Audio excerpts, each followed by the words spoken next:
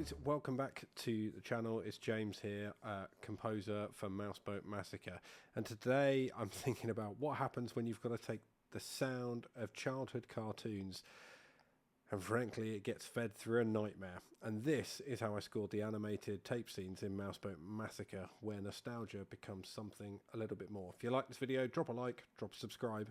Let's dive in. When I first got asked to do Mouseboat Massacre, there was a lot that was unknown. At the beginning, they were still kind of shooting at the time I was brought on, but what they had got was the animation for the tapes. So what was great is Andrea kind of said to me, use this as kind of come up with your ideas. So I had this animation that we're going to have a look at in a minute, and very much like it is kind of like Steamboat Willie. So I was thinking, okay, well, you know, we want to take some sort of sound of yesteryear cartoons, develop that in, but also we need to hint at, we talked early on about the mouse in this having his own sort of sonic identity. So we kind of want to hint at that as well. Okay, so here's my project template that I tend to work in. I'll just give you a whistle-stop tour. It's pretty simple. Stuff down the side, project instruments, specific things for projects, project audio, specific audio that might be recorded for a project, booms, piano, strings, brass, woodwinds, percussions, synths, atmospheres, effects, guitars, choir, and then all the routing, gumph, and stuff down the bottom. So to create this kind of thing, one thing I thought would be cool, I just worked on a movie called Charlie Shaw's Revenge that featured a carousel, and I got this great carousel organ from Sonokinetic, and I thought that would be quite nice in this, so let's just hear that on its own.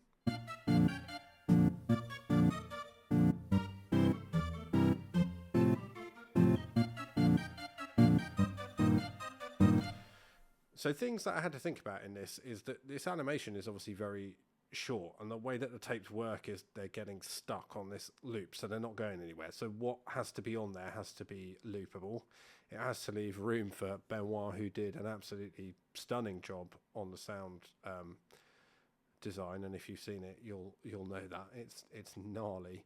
And it has to have this nostalgic feel, and we're going to talk more about how we did that. Obviously, there's some effects and things we can apply that we obviously applied, like tape delay and other effects, so it feels like it's worn on VHS and it was recorded in, you know, olden times, so it's got that tinge to it.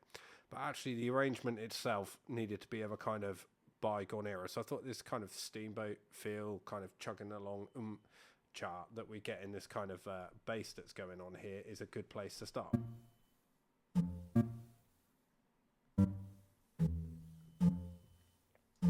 And the other thing I kind of thought was, you know, in the original Steamboat Willie, you've got that very identifiable tune that, you know, Mickey's whistling to. And I thought, well, the melody has to be something that you can kind of, it's not too difficult to pick up. You can whistle it back.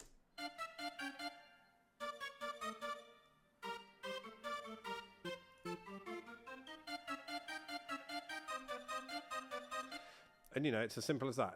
You've got your melody on the top, you've got your counter melody, and then you've got this nice little run up and loop background that allows us to get back to the beginning. And it's as simple as that. And going back to, you know, these old cartoons, the classic cartoons that I grew up with, you know, like Looney Tunes, really, you know, they had these great, amazing, huge orchestral scores. So it's like, okay, well, let's add some orchestra on top of that. So we've got our strings, and essentially all the strings are doing is just adding that stuff that the organ's doing again, but your kind of pizzicato, but the counter melody in viola too. That counter melody. You get the idea. So that's what they're doing. They're adding to that kind of bounce, that bouncy feel. Then we have got a little bit of brass in there, and you can see I decided in the end for the final thing that actually, and I'd forgotten about this, I had put the counter melody in the horns, but it was a bit too much. So we've literally just got the bass trombone and the tuba doing some bits and pieces, just doing that kind of bass line.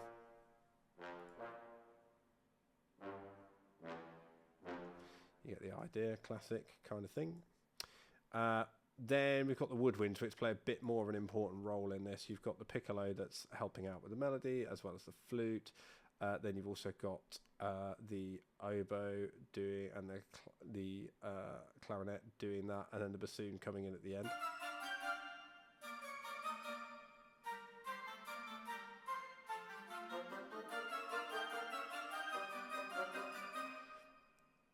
So we've got that there as well.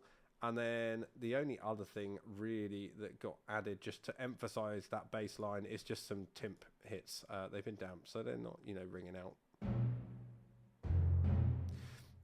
So all together you get this kind of feel.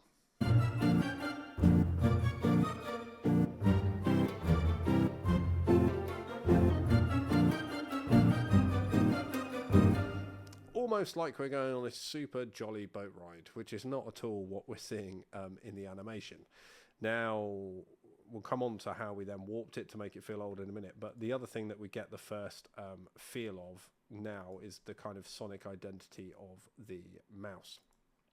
And this literally, it was originally is me whistling, and it kind of degrades and gets more manipulated, distorted, and messed up as we go through the movie.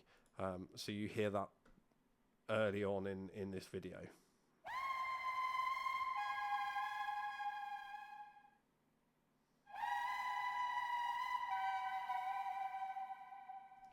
And you can hear that kind of working. So literally just 4 notes. Ba, ba, ba, ba. So a little bit of a clash in there as well. And when we look in the next video that I do about Mouseboat, we'll go into that a little bit more about how that worked. So what did we actually do to kind of, what stuff have I done to kind of age this? Well, there's a couple of things. So if I just bring onto the screen so you can see it, you're kind of seeing from my thing that I'm not great at labeling things and other stuff. So you can kind of see some of the things that I'm doing on some of this stuff. Everything's pretty dry and pretty clean in this.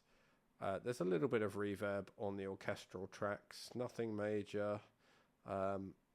Obviously panning and stuff that's going on, a little bit of stuff. But there's two things that are happening. So first of all, if we turn on the first one, we've actually got the piano rack effects from Crow Hill Company, which is really useful, just because the amount of manipulating you can actually do. And we're not using the effects or the master here. We're literally just using the tape reel to give it a tape feel and controlling other parameters. So if I just play it with this now. And off. Back on.